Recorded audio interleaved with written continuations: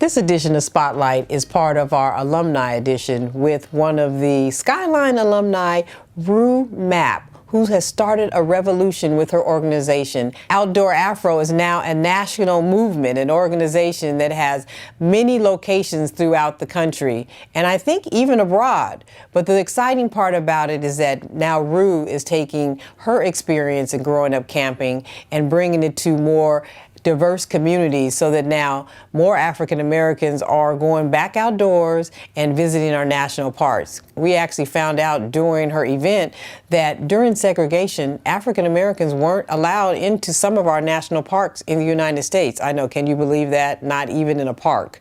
So this event highlights some of those pioneers that actually are bringing African Americans and the national park movement and health and wellness all together. And she was born and raised right here in Oakland, California. So we had a chance to go to her annual event called Glamp Out. So Spotlight was there to highlight Glamp, OUSD alumni.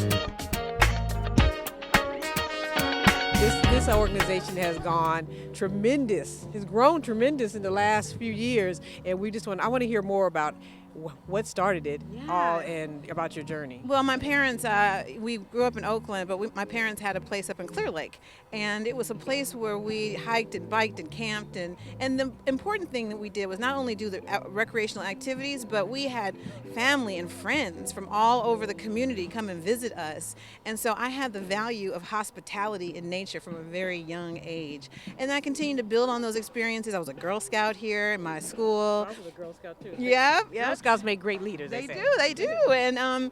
And I had my first job with the Mayor's Summer Youth Program, doing restoration work at Lake Merritt. And so, outdoors was just a part of my life. And it wasn't until I had a conversation with a mentor in 2009 about what is it I really wanted to do with my life. And I opened my mouth and my life fell out. Wow. I was like, well, I'd probably start a website to reconnect African Americans to the outdoors.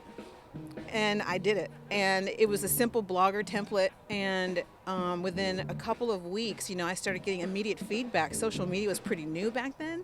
And people were telling me how much they love the outdoors and nature. And I realized we had always had a connection to nature that hadn't been seen in the mainstream gaze. And so Outdoor Afro set out to do something about that. And with me are 2 Lifetime Achievement Award winners for tonight. I understand you're doing national work, international work with bringing African Americans and exposing them to nature and the national parks. So can you tell us a little bit about your organization and the work that you're doing? Oh yes, absolutely.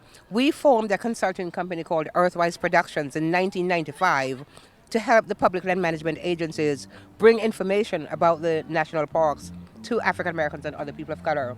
Because we had taken a trip around the country, driving from coast to coast, the Atlantic to the Pacific, and traveling through 10 national parks, including Grand Canyon, Yellowstone, Yosemite, and we saw less than a handful of African Americans. So we decided to do something to change that. Miss, are we on?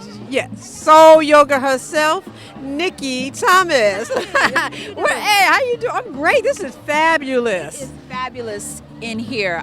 This is, I'm just glad to be back. It's just so impressive. It's so important, and it's just a place to, see some great people.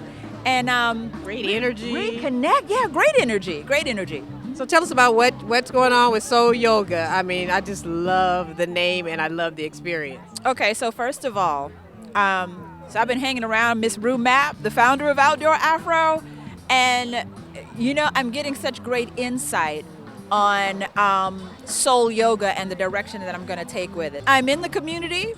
I am still reaching out to folks through Soul Yoga, and also, ironically enough, connected to KBLX. So I'm partnering with a whole lot of folks in the community to make Soul Yoga grow bigger and bigger. Oh, I'm so excited. We have one of OUSD alumni from Castlemont High School. Yeah. You just got recognized by President Obama, but you are the oldest park ranger. Oldest park ranger in the country. Can you tell your age, or do you not tell? I'm 95. You look fabulous. Okay. You look so tell us about how you became a park ranger, graduating from Castlemont High School, and now you become a park ranger. But then, I've lived a lot of years and Right. done a lot of things. Yeah, but still. And so I had no intention of ever becoming a park ranger. But I was a field representative for a member of the California State Assembly, Dion Aroner, and that was my district in Richmond. And at a time when this park was being created, any kind of job you want to have, anything from geology and you can be a historian, you can be a deep sea diver, you can be a geologist, you can be anything. And I am involved with outreach